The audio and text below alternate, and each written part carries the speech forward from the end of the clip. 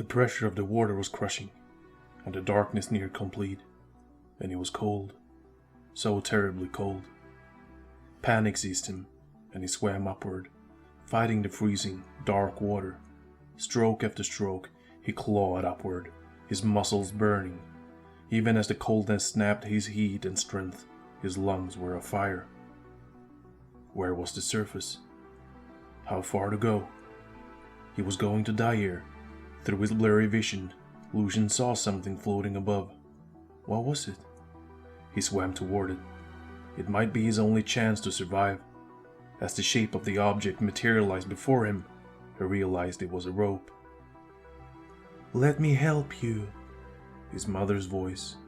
How was she here? "Grab the rope, Lucian. I can save you."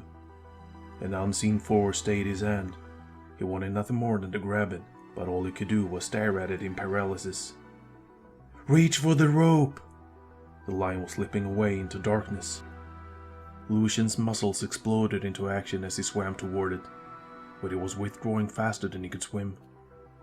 "Reach, Lucian!" He was too far.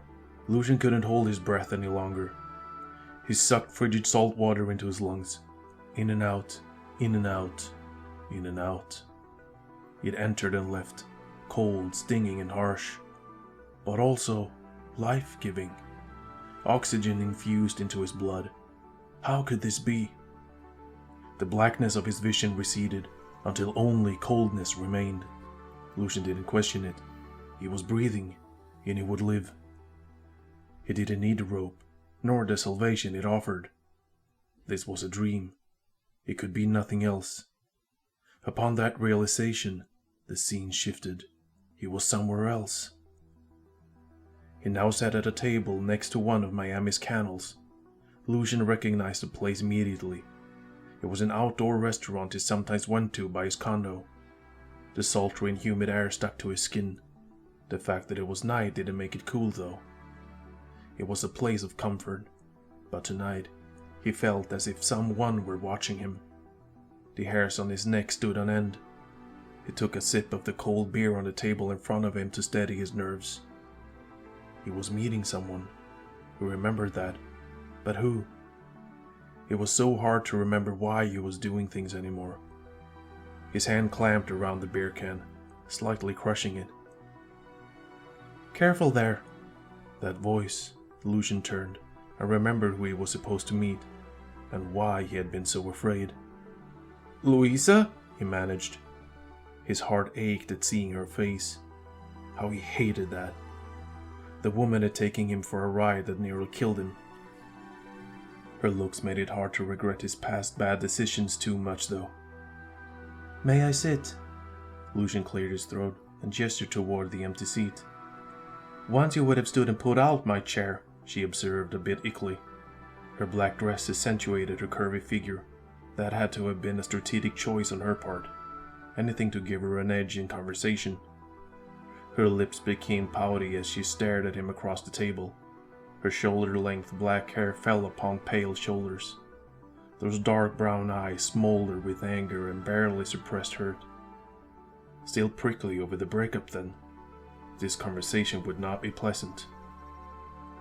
"So, what did you want to talk to me about? If it's about getting back together, well, you can shove it." "Not that," Lucian said, a little too quickly. Her eyes narrowed further. "There was something I needed to tell you." "Well, don't leave me in suspense." "I'm leaving, Louisa. For good." The sternness of her expression faltered, if only for a moment. So, her harshness was a mask. Lucian wasn't sure how to feel about that. "What do you mean, leaving?" "I got a job off-world. Tonight's my last night." "Off-world? Where?" "Cislunar. It's on a small orbital." Her face became dangerous. "You can't deal with me, so your solution is to leave?" He couldn't meet her eyes. "I'm sorry, it's not about that, really." "Then what is it about?" Silence stretched between them. His mind fought for ways to smooth things over. Why had he even met her here in the first place? "You lied to me," she said finally. "I'm tired of your lies. Tired of being strung along and toyed with. You're one of them, aren't you? Don't deny it." Of course, that was why he wanted to meet her here. To tell her the truth about what it was. The idea of it was surreal. What had he been thinking? "I am," he admitted. I thought you should know." "And ruin everything I ever thought about you?" She stood suddenly and reached for something in her purse. Lucian's heart almost stopped when she pulled out an old-fashioned handgun, the kind that used bullets, and pointed it right at him. Everything went still in that moment. All sound stopped. There was only the gun, the fear, and Louisa's crazed expression. Lucian opened his mouth to speak, but no words came out. "What I do in the next moment depends on you." The gun shook in her hand. Around them, random passers-by continued to walk, oblivious to the drama playing out. Why was no one stopping? Where were the police drones? "Louisa, please put the gun away," Lucian said, finally finding his voice. "I'll answer anything you like." "It's too late for that." The gun rose from his chest to his face. "You're one of them. A mage. And you kept it from me. You made me believe like nothing was wrong." Tears streamed down her face. The gun fell to her side, and she raised a hand to stifle her cries. Lucian was torn between trying to comfort her and running away. What kind of insane reaction was that? His feet remained in place. He would have to be careful. "Louisa, I'm sorry. I should have told you before, but I don't know what I was thinking." He was thinking she might react like this. But even this was too much for Louisa. He had misjudged her, and now he might die for it. "You said you loved me, but you threw me aside like I'm trash." "You're not trash," Lucian said. He held up his hands and stepped forward. "Louisa." She did not raise the gun again, her face filled with tears, her shoulders shaking. As she fell into his arms, seeking his comfort, he went for the gun, and was surprised when Louisa pushed him away, her face a mask of betrayal. She raised the gun again, her expression cold. "Admit it! Admit it, and I'll put it away!" "Admit what? That he was one of them?" "Louisa, tell me!" He could never do that. If he did, it meant it was true. He felt that to the core of his being. "I'm not a mage, Louisa." Of course, that was only a dream. A test. He turned and walked away, his heart pounding madly. Any moment now, she might shoot him. One step. Another. He could hear her ragged breaths. Just the slightest exertion, and he'd have a bullet in his back. But only if he was wrong. In the building ahead was an elevator that would take him up to his apartment. He was steps away when the gunshot rang out. He felt no pain. No hot blood. No darkness. Or loss of consciousness. Had she missed? He turned, and the answer lay a few steps away. Louisa lay in her black dress in a pool of blood, her pale face a mask of death. Lucian ran toward her, but the space between them seemed to stretch. He couldn't reach her. He would never reach her. He let out a scream, but it was cut off. The dream faded, as if it had never been. The darkness pressed in around him. It wasn't water this time, but it was heavy, encasing him like a coffin. The gunshot reverberated in his mind, shocking him inside out. Wherever this place was, Lucian didn't have a body. He was a consciousness floating in a void. Was this death? Maybe. And maybe it was even worse than death. He wasn't alone. He couldn't have said how he knew that, but he did.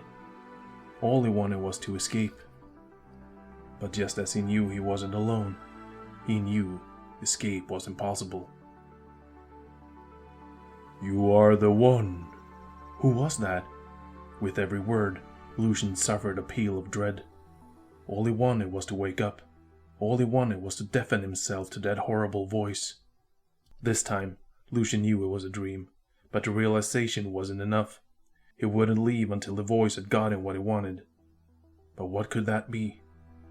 "What are you?" Lucian wondered at the question. Why had he asked what, and not who? It seemed natural, though. "I'm your calling," the voice responded. "Find the aspects.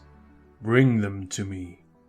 Only by so doing can we prevent the cycle from repeating." "What do you mean?" "No. Listen to me. There isn't time. Only you can do this. Only you have the strength." "I want out." "Promise me. Swear you'll find them. Swear you'll bring them to me." "I want out of here." For some reason, it was getting harder to find the strength to resist. "Not until you promise me." Lucian tried to resist that horrible voice, but it was breaking down every mental barrier he had. The horror needed to end. If that required him to say a few inconsequential words, then he would say them. I will find the aspects." "And bring them to me." Lucian hesitated. "Yes, I will bring them to you." The intense pressure ended, and Lucian felt as if he could breathe again. "You have done well," the voice said. "Go, and never forget."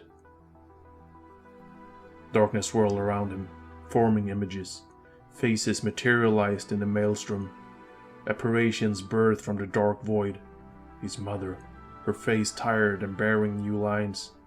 His father, barely remembered, standing at the boarding gate for his shuttle, the last time Lucian ever saw him.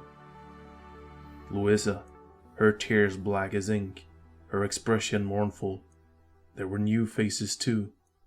New faces that were somehow familiar. A tall and regal young woman with soft brown eyes. An old crone of a woman, wearing a dark grey cloak.